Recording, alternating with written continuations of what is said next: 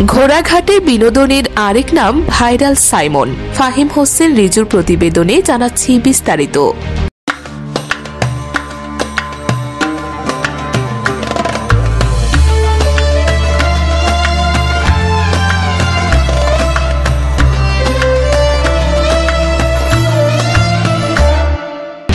একদল তরুণ, একটি mobile camera আর অফুরন্ত হাসির ভান্ডার, এ নিয়ে গড়ে উঠেছে দিনাজপুরের ঘোড়াঘাটের ভাইরাল সাইমন নামের এক ব্যতিক্রমী কন্টেন্ট ক্রিয়েটর গ্রুপ।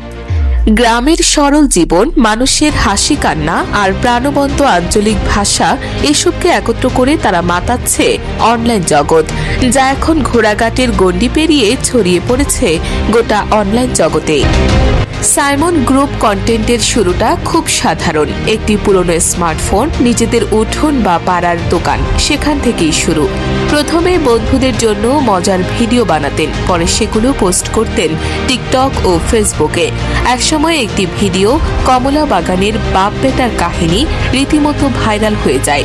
তখন থেকেই সবাই চিনতে শুরু করে ভাইরাল সাইমন গ্রুপকে।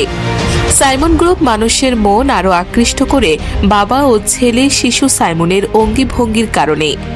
সাইমনের ভিডিওগুলোতে নেই কোনো জটিল সেটিংস বা সিনেমাটিক ক্যামেরা, নেই বিখ্যাত অভিনেতারা, তবুও আছে এমন এক অভিনয় যা সহজ অথচ হৃদয়গ্রাহী। এলাকার একজন দোকানি বলেন, সাইমনের ভিডিওগুলোতে নিজের জীবনের প্রতিচ্ছবি দেখি। গ্রামের ছেলেটা এখন আমাদের গর্ব।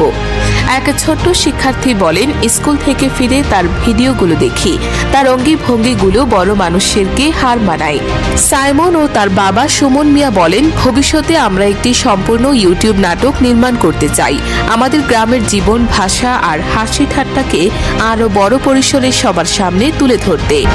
ফাতেমা ইসলাম, 24 ঘন্টা, ঘোড়াঘাট।